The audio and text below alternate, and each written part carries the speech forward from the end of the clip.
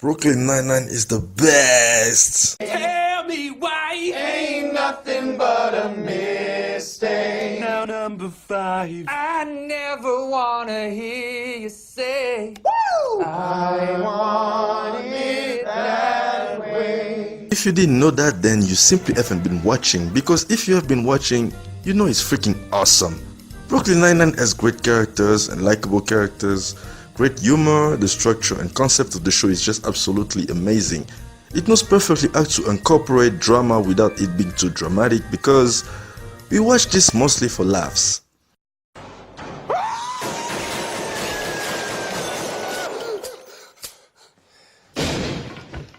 I think he's dead. It has some cool family aspects in it as well, some hilarious villains, and you know what? Let me just slow down and go deeper into this. Brooklyn Nine-Nine is a series about detectives from the 99 precincts at Brooklyn. That's it. Daily lives of cops, but instead of being like your typical cop TV series, it's a comedy.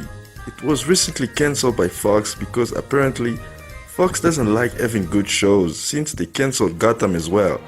But since there is a God, it got picked up by NBC and will be back for its 6th season. Thank God. Noise. Smart. So for the characters, you have Captain Holt, Gina, Hitchcock and Scully, Boyle, Rosa, Terry, Jack and Amy. So let's start with Captain Holt, who is like the father figure to all of them. A very straight guy with a robot-like attitude. He always has a straight face, even when telling a joke. And that's the joke and the brilliance of his character. Hot damn! Then you have Gina, Holt's secretary, but really she doesn't really do much. She's a celebrity lover who never leaves a phone. She's literally the representation of the new generation with all that's good and bad about it. I've heard some people calling her annoying at some point, and I totally disagree. Gina is amazing. The only reason you will not like her is if you don't understand her. She cares, even when it doesn't look like she does. The more she makes fun of someone, the more it means she probably liked them. Amy, volume, okay? Volume! That's who she is, and that's what makes her character so interesting. I personally know people like Gina, so maybe that's why I can relate to her character. I don't know. No! Pay your bill! Damn, who raised you? Then you have Hitchcock and Scully. They are pretty much just comic relief and background characters. They don't have any character development in the entire series because they are not those type of characters. But you know what I like about them? How they incorporated themselves in the main group progressively. Earlier in the series, there was an episode where Boyle, who we will talk about just in a second, wanted to retrieve a tape from Hitchcock, and Hitchcock's condition to give it back was for Boyle to make him look cool in front of the others. But then in season 4, both he and Scully are everywhere with the team. There even is an episode where Gina and Amy are trying to help Scully ask a girl out. The incorporation in the group always felt like a natural process. It is good to see how far they have come. I need to see more of these two weirdos, please. What this is? I think it's a cookie. No, it's a pizza. It's a cookie pizza! Then you have Boyle, one of my favorite characters in the series. The guy went from being the dog in the office to banging Gina to becoming best friends with Jake, best friends with Rosa, who I'll talk about in just a moment. But I mean, Boyle in season 5 was the first person Rosa told about bisexuality. I'm dating a woman. I'm bi. Oh, that's great! Yet in season 1 she was avoiding him at all costs because he was weird and kind of obsessed with her. Now he's still a bit weird, but he's also a father and an husband who always looks out for his friends. He's also pretty much obsessed with Jake in a very sane way, I guess. This is happening. Jake and Amy are getting married tonight. Title of my sex tape. What? Whoa, yeah. Whoa, wait, I gotta look for work. I'll work. Whoa, give me half hour. Whoa. Then there is Rosa, who is probably the only performance in the entire series. I'm a badass, not an anarchist. The actress Stephanie Beatrice is probably the only person here who is nothing like her character in real life, which is not bad. Oh good, it's just an observation. Rosa is a badass though, but I think if you have been watching the series for a long time, you would have already noticed that it's just a mask. Rosa is a big softie. She's got a big heart. As soon as she gets to know you, you've become best friends, and although her tastes are vastly different to the others, she's not judgmental at all. She really accepts people for what they are more than anyone else, and she just wants to be accepted as well. And that's what makes her character such an important piece in the series. I still remember the episode where she wanted to come out to her parents about her sexuality. It's one of my favorite episodes in the entire series. Jake and I aren't dating, but guess what? Your worst fears are real. I'm not straight, I'm bisexual, and I don't care what you think about it. It's really made me like the character of Rosa even more. Then there is Terry Jeffers, who is pretty much Terry Crews playing Terry Jeffers.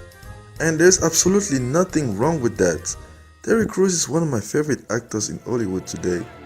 The guy is so huge, but with such a soft heart, and he's so gentle and kind. A family guy who stands up for what's right. And well, with that, I just described Terry Jeffers.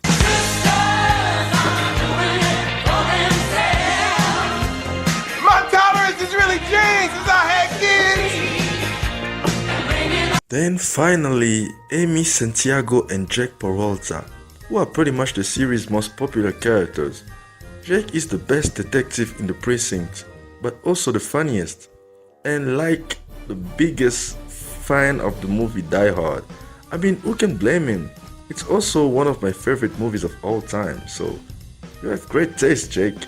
Also, Jake is married to Amy, who is also the best detective in the precinct, extremely disciplined, and so likable. No, seriously, I'm not saying it in a creepy way. Amy Santiago is just an innocent soul and so beautiful inside and out that you can only like her, which makes her my favorite character in the entire show. I know probably not everyone shares my opinion, but yeah, I love Amy so much that anytime Gina makes fun of her, I almost feel offended. Almost. Let's forget about the characters for a bit and talk about how the humor is used in this. I love you too.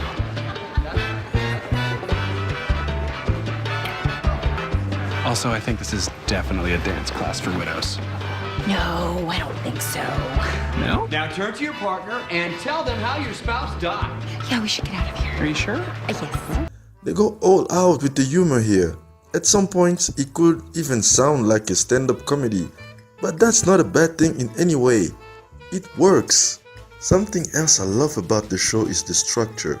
I think they have changed it a bit these days, but they had this thing where the opening of the episode had nothing to do with the episode at all. The openings are like skits from SNL. They are supposed to get you going. A 1-minute scene that makes you laugh so hard you want to watch the entire episode after the credits. An appetizer. It reminds me of another comedy TV series that used to do it a lot, and that's The Office. It helps new viewers stick around and give the episode a chance. That's how I stuck around. I watched the first scene of an episode, then after the credits I was like, yeah, I will love this, I can feel it. And again, it's not something unusual, but I think they just do it so much better than everyone else who have attempted this type of structure before. And yes, that includes The Office, and God knows I adore The Office. Another thing is the Halloween episodes. They are the best. For the first Halloween, Jack Peralta challenged Captain Holt in a stealing contest and won. Captain Holt had to admit he was the greatest detective / genius.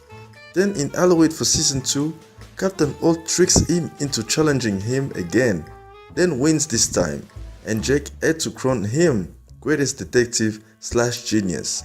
Then in Halloween season 3, Amy tricked everyone and won the contest even though no one knew she was playing since it's only supposed to be Holt and Jake. She was crowned greatest detective / genius. In season 4, Halloween took an unexpected turn when Gina tricked everyone this time and won the contest to claim the crown as the greatest human / genius, because she's not a detective. Tina Lanetti is the ultimate human / genius. Thank you. Then in season 5, they took even myself by surprise when Jake tricked Amy just so he could propose to her in the most fitting way that suits both characters, and it was amazing. Sneaking a proposal in the middle of a comedic and silly contest, that was a strike of genius. Did you just? Mm-hmm. And did you say? Mm-hmm. See, concepts like this are why I love Brooklyn Nine-Nine so much. Also, are we going to talk about just how they predicted their own fates in season 4 when their precinct was supposed to close doors, but was saved by the community? A year later, the show is supposed to be cancelled and was saved by the community. The precinct will not be shut down. They decided to shut down the 7-4 instead. Wait. The community came to our aid. There was a swell of online support orchestrated by an organization called Jazzaddict. Wow. I just talked about how Jake and Amy got married in the middle of a contest, and that's exactly how the series embraces the drama. People fall in love, people get pregnant, adopt children, break up, fight, have conflicts, etc. But we laugh through the process while learning something important every day, not just about these characters, but also about life in general.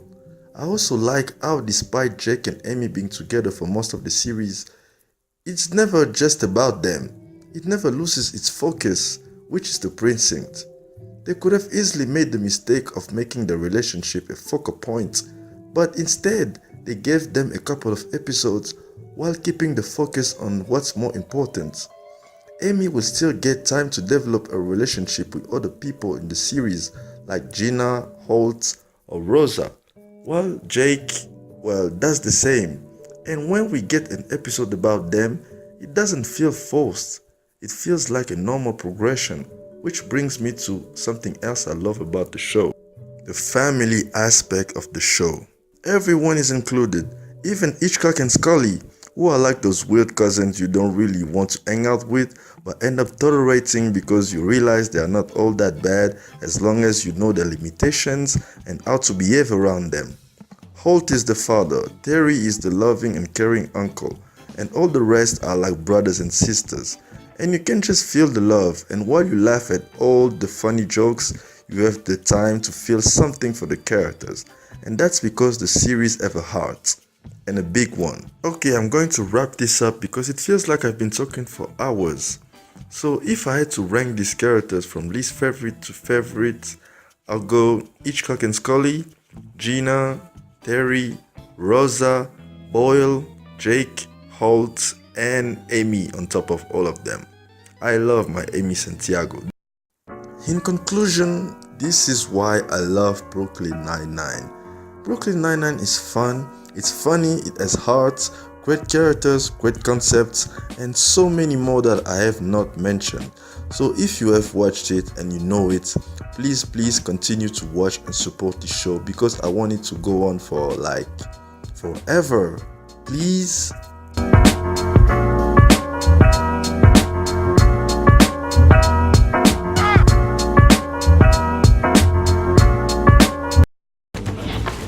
Good luck keeping up with me. I've done my morning calisthenics. Oh, I'll keep up with you.